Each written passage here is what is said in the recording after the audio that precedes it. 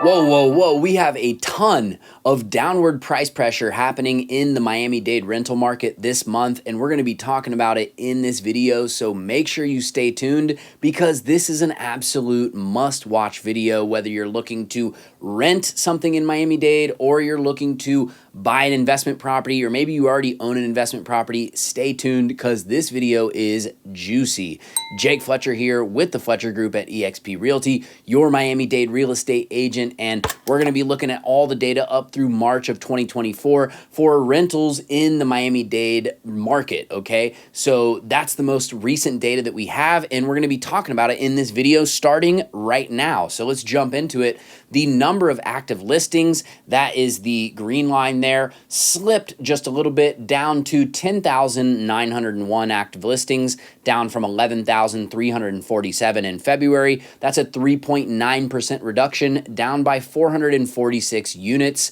And year over year, we're actually up 1,879 units. So look at how much more inventory we have compared to this point last year. That's 20.8% more, up from 9,022 listings, okay? So from 9,022 to 10,901. So even though we slipped a little bit, we're way up year over year in terms of inventory. And over the last 2 years, you can see that we have absolutely skyrocketed in terms of rental inventory, which we've been talking about on this channel, which, you know, if you had smashed the like button and subscribe and rang the notification bell, you would already know that. So if you haven't done that, then make sure to do that now. Now, new listings, that's the blue line there.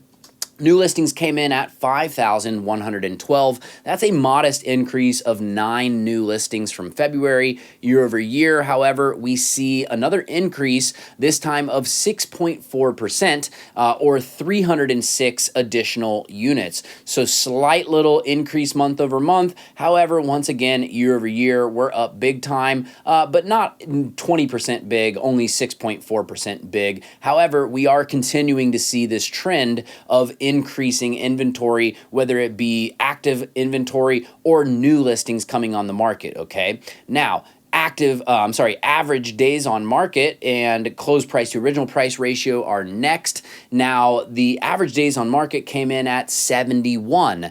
That's up 3 days on market from 68 average days on market in February. So moving a little bit slower. Now, year over year, it's up 11 days from 60 days on market back in March of 2023. So looking at that green line, you can see overall there's a trend of increasing days on market that not necessarily mirrors the upward trend in inventory, but it definitely, it definitely is going up at the same time period, right? So for the last couple years, we've seen days on market increasing as we have seen inventory increasing, which is no surprise, right? As people have more choices to choose from, you're going to see other units that are not getting chosen having to stay on the market longer. And, this is also adding to this downward price pressure that we're going to be talking about throughout this video.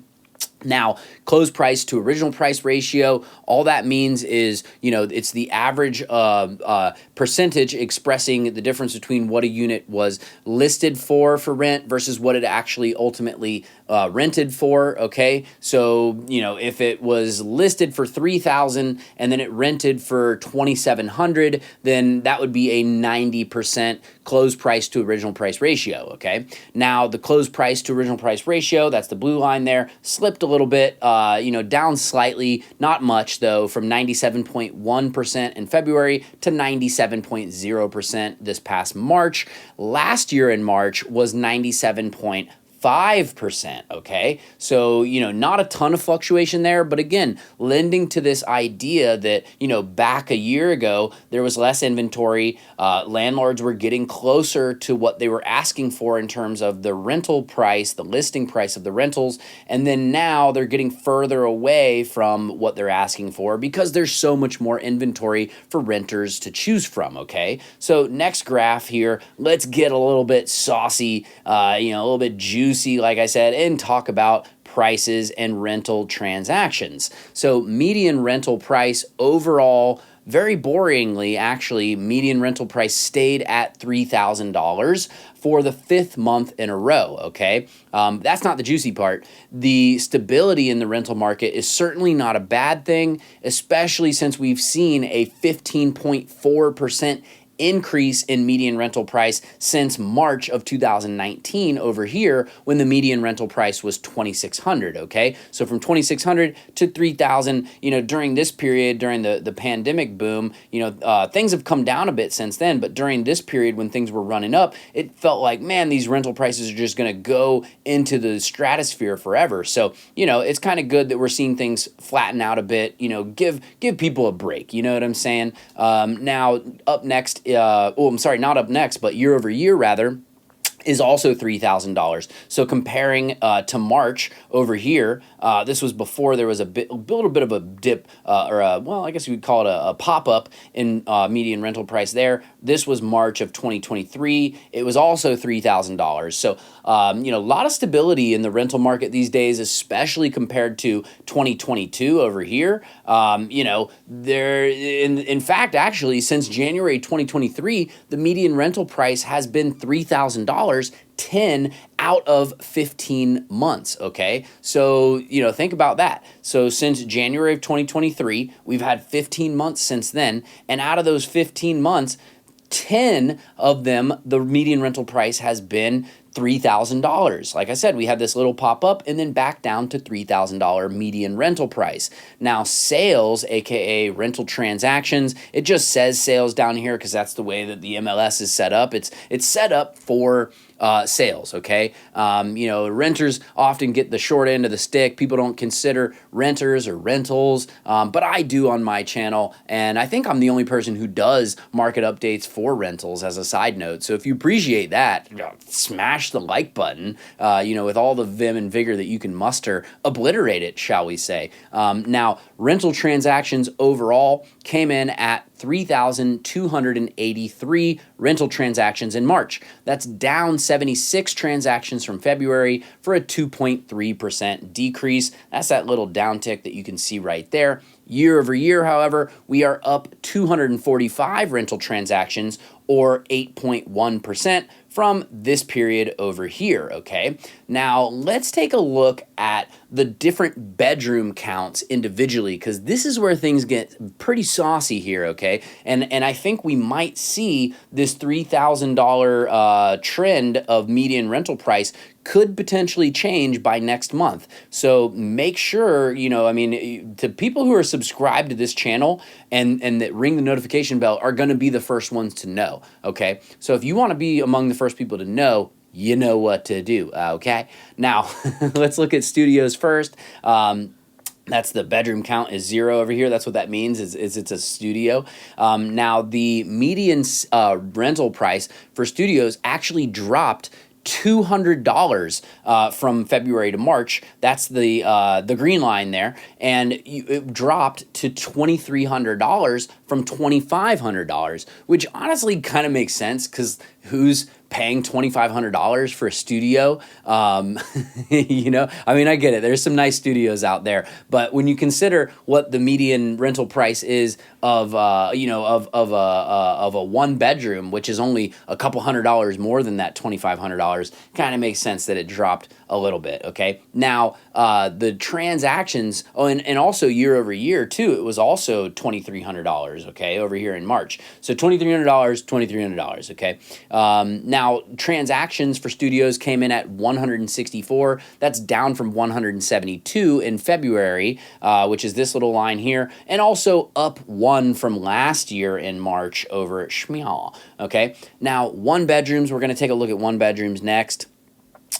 Boom. So one bedrooms stayed at $2,700 for the second month in a row, okay? So one more month of that, and we can officially say that that is a trend, but year over year, it's actually down $100. And you can see this sort of gradual downward trend since the beginning of 2022, sort of, I guess you could say it's the end of the first quarter of 2022, because that looks like it would be March. It's been trending downwards overall, okay? So that's cool for renters, not as cool for investors of one bedroom units, something to keep in mind. You want to make sure that your numbers make sense, okay? Just in case, you buy something expecting to get more than $2,700 next year, the trend line doesn't necessarily insinuate that that'll be the case, okay? Now, transactions for one bedroom units actually came in down 90 transactions from last month at 949,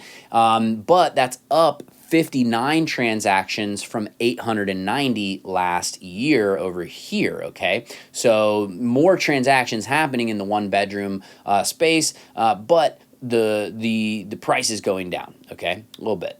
Now, two bedrooms is up next, as you might have been able to guess, and two bedrooms took another drop for the second month in a row. I was actually surprised by this. And looking at this green line, we also see a downward trend since before January of 2022, actually basically November of 2021, we've seen a gradual, not as gradual, much more pronounced actually downward trend line of two bedrooms. Look at this. At one point, two bedroom median rental price was like $3,700, okay? Or actually, that might be $3,600, I think it was. But overall, can you imagine in this market paying $3,600 for a two-bedroom rental when now the median rental price of a two-bedroom is $2,700, okay? And that's down $100 from $2,800 in February and down $200 from $2,900 in January, and it's down $300 from $3,000 median rental price year over year, when last March you were getting $3,000 median rental price for a two bedroom, okay? So rough stuff for two bedroom investors. They're, hemorrhaging money right now for people who made bad investments, or not even necessarily bad investments, but investments where the margins were too tight, okay? But it is great news for renters who are seeking out two bedrooms, okay? And this honestly is probably due a lot to the fact that there's a ton more two bedroom units out there, okay? Versus other unit mixes. So renters have more options in the two bedroom space, and for landlords there's more competition, okay? So if you're a landlord, definitely double check your numbers, make sure that there's padding, as far as the numbers go. You want to have enough padding to make sure that your pro forma is going to work. Now, transactions came in at 1,164. That's the blue line there, down slightly from 1,171 in February, but up from 999 exactly in March of last year, which was right there, okay? So, you can see there's more transactions happening in that two bedroom space versus, over here, there's a lot of one bedrooms too, right around 1,000, but way less studios, and then similar amount of one bedrooms, but still there's more, right? Because you're in the 1,100, almost 1,200 range. And then moving on to three bedrooms next, you can see under 800 right there for the transactions. So there's a larger amount of two bedroom transactions happening, which tells you that there's more two bedroom inventory overall, right? Because there's more transactions happening for it, all right? So that increased competition in the two bedroom range is probably, as I'm describing, is probably part of what's causing that downward price pressure. Now, three bedrooms came in at 3,196, and it looks like it's been staying stable, but alas, it is $4 less than February, okay? So more downward price pressure, even though it's $4, that doesn't seem like it's a lot, but it's the first sign of pricing weakness for three bedrooms in the last 5 months, when the median rental price was $3,200. It's remained $3,200 for the 4 previous months, okay? So we'll definitely see what happens next month, especially, if you're, again, subscribed and if you ring that notification bell, okay? I hate to ring a dead bell so much, but ring the bell, okay? Now, transactions came in at 738. That's actually down a little bit from 744 in February. However, again, it's up from last March's 714, okay? So again, more transactions happening. So next up is 4 bedrooms. and 4 bedrooms also showing a little bit of downward price pressure, signs of downward pricing pressure, going from $4,000 in February to $39.50 in March. Again, not a huge difference. $50 is definitely more than $4, but not a huge difference there. Just a little slight downward tick, but again, downward pricing pressure. Okay, so last March was also $4,000. So even year over year, we see the prices is coming down. Not as much of a trend line over the last couple years, but still a very slight downward trend line.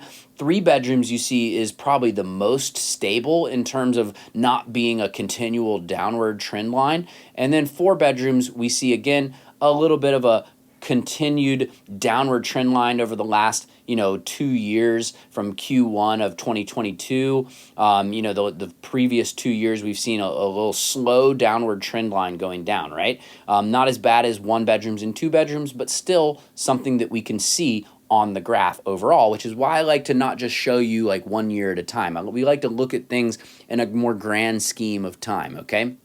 Now, again, we'll be watching this here on this channel, so definitely make sure to obliterate that subscribe button after you've obliterated the like button. Now, transactions, that's the blue line there, came in at 215. That's up 23 transactions from February's 192. Last March, we saw 218 transactions, so pretty similar amount of transactions there year over year. Now, months of inventory is up next. We're going back to the market as a whole, so not looking at individual bedroom counts now. We're looking at all of them together. So months of inventory, all that means is if no new inventory came on the market, how long would it take to rent out the existing supply? Months of inventory stayed at 4 months of inventory for the 5th month in a row.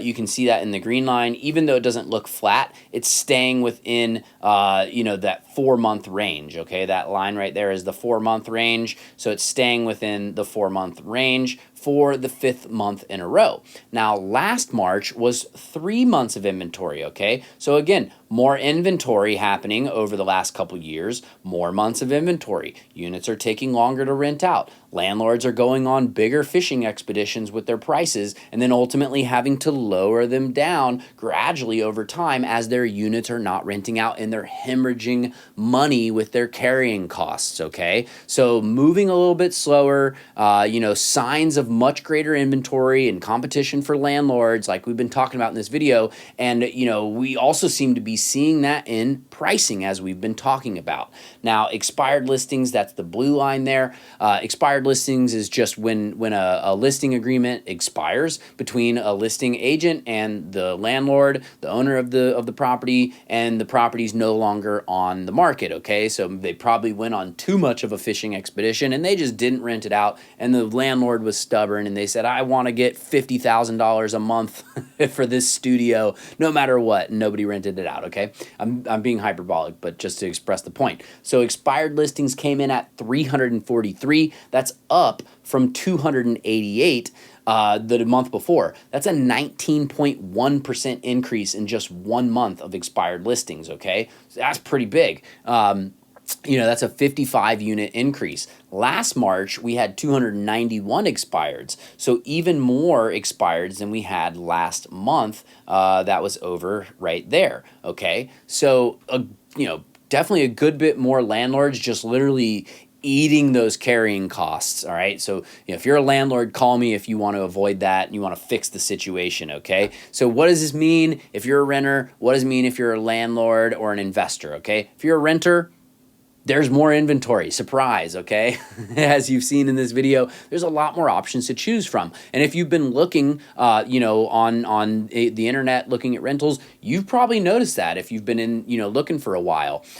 So more inventory and declining prices, especially for certain unit types, 1 bedrooms and 2 bedrooms, means that you have a better chance of negotiating, okay? So if you're looking at a 1 bedroom or a 2 bedroom and you're just offering them the list price and it's been on the market, for more than a month or two, even though the average days on market is right around 71, if it's been on the market for more than a month, that landlord has already eaten a month of carrying costs, okay? So I would say don't offer the list price if that's the case. I would say try to negotiate, okay? And if you want to, you can call me and I'll negotiate for you, and that'll give you a competitive advantage over everybody else, okay? Because I know how to make you look like the best renter possible and, line things up in a way where the landlord's gonna wanna work with you, AKA with us. So reach out to me, okay? Now, if you're a landlord / investor, what does this mean? This means you need to be very vigilant with your numbers. You need to make absolutely certain that you work in, like I said, some padding into the deal, okay? We call that a wedge deal. You work a wedge into the pro forma there that gives you some breathing room, okay? Super important right now, okay? I cannot stress that enough. If you're wanting, again, to have a competitive advantage in negotiating rental properties, reach out to me, because it's definitely not happening without buyer agent representation in this market, because you have to know the stats, okay? The fact that I'm able to ramble off market stats off the top of my dome, unlike any other agent in this market, gives you a severe competitive advantage, okay? So take advantage of that, guys. Until the new NAR rules come into place, it is still, quote unquote, free to use a buyer's agent. So if you're an investor, take advantage of that, while you can, because eventually you're going to have to, pay for expertise, for professional representation up front or out of your pocket at closing, versus, the other option is to go directly to the listing agent, where the listing agent is not, is not working on your behalf, okay? I'm sorry to burst the bubble for you if you thought it was the other way around, or if you thought that maybe some people might be able to, close deals on their own and work things out on their own, and that's great. I'm happy for them. But for most people, they don't know the data and the stats. They don't know exactly what they should be looking for problem properties, things that help to make properties more rentable, less rentable. This is my expertise, okay? So reach out to me and I will help you and guide you in the right direction to make sure that we get you a nice wedge deal that has a nice padding for you, so that if rental prices flux down a little bit, you're still gonna be okay. You're going to be in a building that isn't going to be continually getting more expensive than comparative buildings, okay? That's another big thing that I hadn't even mentioned yet, is the whole situation with reserves and Senate Bill 4D, okay? So you got to be really, really hyper vigilant if you're a landlord out there right now, or an investor looking to become a landlord in this market, because it's not as easy as it used to be, where you could just throw a dart at a wall and rake in the profits, okay? You have to be skilled in this market right now. So that's what's happening, guys. Let me know in the comments down below what you thought about this video, what you're seeing, any comments, questions, concerns that you might have. And, again, reach out to me for expert assistance for your specific individual case, okay? I'd love to help you out, whether you're renting, whether you're buying, investing, if you're a landlord. I'll even give you advice even if you're not using me as an agent. I'm here to be a resource for the community, okay? So if you appreciate that, again, I'd love to see some encouragement down in the comments, or in the form of a like button obliteration. Jake Fletcher here with the Fletcher Group at eXp Realty, your Miami real estate expert, and I'll see you on the next one. Peace.